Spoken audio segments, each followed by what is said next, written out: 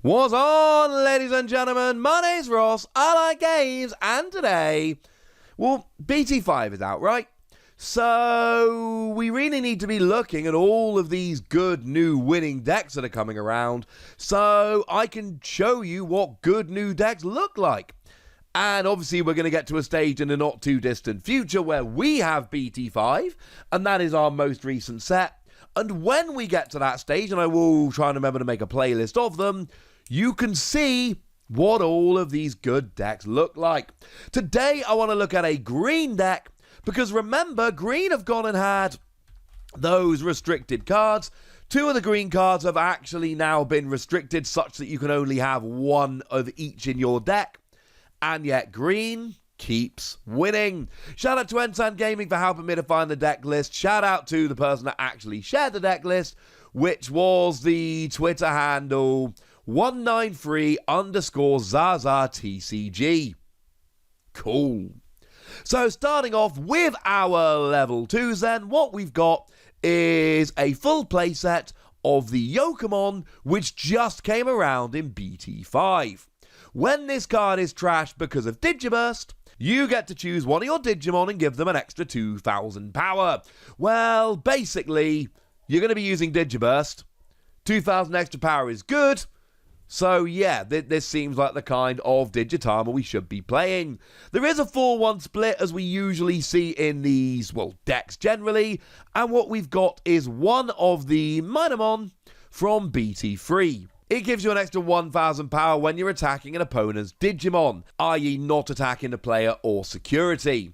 So this is alright. It's not as much extra power as we're giving with Nidhoggmon, but that's why we've got a 4-1 split, and this ends up being the 1 rather than the 4. Moving over into level 3s here, we've got a full 4 copies of Goblimon here, and Goblimon is one of those Digimon that's not particularly exciting or thrilling, or anything like that. It's just a 2 cost to play normally, which makes it very, very cheap to actually play. And along very, very similar lines here, we have got a full playset of the level 3 Argamon, because the level 3 Argamon is a 2 cost to play normally. We're not really worried about the level 3s, we want to get through them, we want to get up to our higher levels, and we know we're going to be having Digiburst, so we're going to be trashing a bunch of these anyway, so inheritable skills become irrelevant, so you know what? We might as well have some nice cheap vanilla ones. They're not all vanilla though, we do have a playset of the Tentamon that came around in the starter deck, because when you play it as a free cost, you reveal the top card of your deck, and if it's a green Digimon, you put it into your hand. Well, we do have 2 Tamers and 1 option card, and a couple little techs, I think 3 Digimon that aren't green.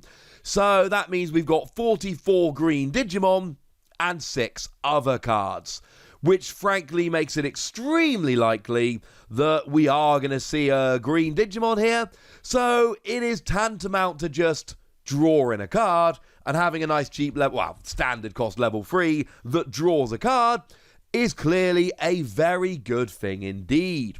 Speaking of level 3s from the starter deck, we have 2 copies of the Palmon here. Now this one does have an inheritable skill. When you're attacking a Digimon, i.e. not the player or security, you gain 2,000 power for the turn. Again, what we've got here is just a really cool card to start boosting up your power. And then we've got 2 copies of the Aruraumon from BT3. I don't know how to pronounce that one, alright, I'll just be honest. What I do know is it's a 2 cost to Digivolve, which is terrible for a level 3, never Digivolve it, and a 2 cost to play normally. So it's just another Digimon that we are aiming to play as a 2 cost super cheap, and then Digiburst away later when we feel like it.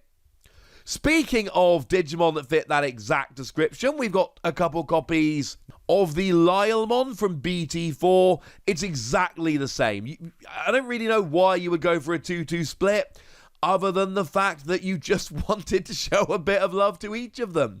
They are both level 3 green Digimon with the exact same stats. So feel free to just play one or the other. It doesn't really make a huge difference. We have one copy of the Wormmon from BT3 here. When it's deleted, you reveal the top 3 cards of your deck, and you add a level 4 or 5 Digimon from among them into your hand. So there's a little bit of search there, but it's on deletion and you're only playing it as a one-off, so shall we say I don't think it's one that you should be trying to rely on too heavily here. And then we've got one copy of Terriermon that says that your opponent cannot gain memory except with Tamer effects. This one makes far more sense to me as a one-off because you can just stop your opponent gaining memory in a bunch of decks. And the thing is that you only need one out on the field and you never attack with it, so it's never resting. So your opponent needs to use some kind of skill or ability to get rid of it, or else it stays there the whole time. Although there's only one you do have to draw into it, you have been warned. Moving up into level 4s, and we see a very similar thing that this deck has been doing and that green is doing. It's very much about speed and evolving up through. So we got a playset of Vegemon here, just because it is a 1-cost to Digivolve level 4. And that is going to get you where you need to go. That is going to help you Digivolve up through the levels to get to the actual Digimon you want to use. Even better than that, though, we've got 4 copies of the Kabuterimon from the starter deck. This is a 1-cost to Digivolve level 4, which is cool, but it's also a blocker, which is brilliant. Because now, not only have you got a cheap Digimon to get into play, you've also got a blocker. This is a good thing. We've got 2 copies of the level 4 Argmon. Remember, this one was not restricted. It was the level 5. And this is a 2-cost to Digivolve, but it's got Digisorption -2, which means when you Digivolve into it, you have the option, should you so wish, of suspending one of your Digimon to reduce the evolution cost by 2, or to put it another way, allow it to Digivolve for nothing, which is clearly a good thing. We then have 1 copy of Weedmon. This is another level 4 that Digivolves as a 1-cost. You might be seeing a bit of a pattern. That is not a coincidence. And essentially what we've got here is an inheritable skill whereby when it is trashed with a Digiburst skill, you get to gain a memory. So you're Digibursting away your evolution sources, but you're gaining a memory at the same time, which honestly seems like a pretty good deal to me, if I'm being perfectly honest with ya. Moving over into level 5s, we do have our 1 copy of Argmon, because it's restricted. We're only allowed to play 1 copy. This is one of the restricted cards. Now, it's a 3-cost to Digivolve with Digisorption -3, so you can rest while suspend one of your other Digimon and Digivolve for nothing. It is restricted, though, so you're only playing 1. The good news is it's basically also Blossommon, and that isn't restricted, so you're playing 4 of those. Note that Argmon does have an inheritable skill. When you are attacking, you may play a level 3 green Digimon from your hand, suspended, without paying the memory cost, which Blossommon does not have, which is almost certainly the reason why Blossommon wasn't the one that got restricted. But you've still got 5 Digimon there that can essentially Digivolve for free with Digisorption. This seems pretty gosh darned cool to me.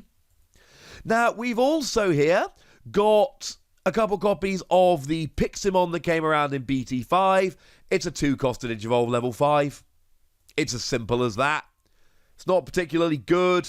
It's moderately powerful, but it's the 2-cost to Digivolve plus, I suppose, a relative power that make us a little bit excited about this. It's worth having a play. Now, moving up into level 6s, we are expecting some Digiburst here, and honestly, they're the main level 6 here. You could probably guess which one it was going to end up being. Yes, ladies and gentlemen, it's Nidhoggmon, one of my very, very favourite cards they printed so far. I am delighted that Nidhoggmon remains good and playable. When you Digivolve, you can Digiburst 4, that is to say trash 4 evolution sources. Told you Digiburst will come back. And suspend all of your opponent's 5,000 power or less Digimon, and then put all of their suspended Digimon to the bottom of their deck, which basically means that they need to be super careful anytime they have suspended Digimon, because a Nidhoggmon could always be dropped and ruin their day. Also worth noting, it's then got 13,000 power, which is pretty gosh darn high. We got a single copy of Rafflesimon, Raffle Simon as I like to call it, because this is great in Digiburst decks. Now it's got Digiburst 2 that give all of your Digimon an extra 2,000 power for the turn, which is cool. But every time one of your Digimon uses Digiburst, you get to choose one of your opponent's Digimon and decree that they are not allowed to attack or block until the end of their next turn, which is clearly extremely disruptive and kind of hilarious. So that seems kind of cool. If you can find it, you only just need one copy out, but the finding it, I suppose, is the issue. We then have a couple copies of the promo Granku-Wagamon. This is the one that is going to be in our dash packs for BT4. It's got Digiburst 2 that gives one of your Digimon security attack +1. But we've already mentioned how this deck is really built around Digiburst and takes advantage of it. Then we can have extra security attack on something like a 13,000 power Nidhoggmon. You can't tell me that doesn't sound particularly good. It's pretty cool. Also, when this card was officially revealed, there was not a huge amount of love or hype for it, so I'm delighted to see that it's making its way into some decks. We do have a couple of level 7s, but given that we've got a green deck, our choices are, not limitless, I think is probably fair to say. We have a choice between two Chaosmon, and here we are just playing regular Chaosmon. You've got Piercing. When you delete a Digimon, you survive. Bearing in mind, I've shown you a bunch of cards that give extra power when you are attacking a Digimon. Now you get Piercing as well, so then you get to form a security check, which is awesome. And when you Digivolve, you may unsuspend, and then attack a Digimon, even if it's unsuspended. And this is very much a precursor to haste. The ruling here is that even if the memory would go to your opponent's turn when you Digivolve, you still get to attack before that actually happens. And you've still got piercing. And you can attack an unsuspended Digimon. I'm hoping you can see how this is building up pretty quickly here. You're more powerful, you take out a Digimon even if they're unsuspended, then perform a security check, even if the turn should have passed over to your opponent. It's a pretty nuts combo, and goes a long way to explaining why there are some cards in this deck which are adding power purely when you're attacking a Digimon. It's mostly for this dude. Not just, Nidhoggmon becomes super beefy, but this is the main reason. In terms of Tamers, we've got a couple of Mimi Tachikawa, and I love Mimi Tachikawa.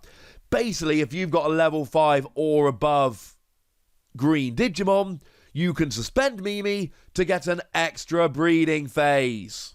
Yeah, hatch an egg or bring it out. And of course, remember the ruling, and a lot of people seem unaware of, but it is an official ruling. If you hatch an egg during your breeding phase, and then Digivolve it up, and then use Mimi to bring it out on that same turn, you can attack with that Digimon on that exact same turn. You get around that rule that usually stops you attacking with a Digimon on the turn you play it. That sounds pretty good to me. And then, of course, in terms of your one option card, it's obviously Hidden Potential Uncovered. But unfortunately, it's a restricted card, so you can uncover whatever you like, but you can only uncover one copy in your deck, unfortunately. Oh, Discovered is the English translation. It was translated both ways from Japan. So, this is cool. It's a good card. You can suspend one of your Digimon to lower the Digivolution cost of one of your green Digimon by 5. So you can literally Digivolve into Nidhoggmon for free. But the reality here is it's rarely going to matter because it's a one-of. And it's cool and it's awesome and it's so good you still play it as a one-of. But I think one-of is the best you're going to get here. Will green decks survive even when we restrict these two cards? The answer is yes. Obviously, we would play 4 copies of Hidden Potential Discovered and 4 copies of the level 5 Argomon if we could, and our deck would be faster and more consistent as a result if we did. Yes, they have absolutely been hurt by the fact that we are limited to playing one of each of those cards. But there is a very, very big difference between this deck is not as good as it used to be and this deck is trash. Make no mistake about it, ladies and gentlemen, this deck is far from trash. It is a very, very good deck indeed. But now I want to hear from you guys. I want to know how good you think it is, so let me know in the comment section. Go nuts! Me nice. And then make sure you like this video, subscribe to this channel, follow me on Twitter at TheWasi. That's where we talk Digimon and a whole bunch of other card games. And please do consider checking out patreon.com/PTCG where you can support the channel, get some bonus podcasts and all kinds of fun things. But by far the most important thing as always, look after yourselves till next time, would ya? Thank you very much for watching. My name's Ross, and you've been watching Wasi Plays.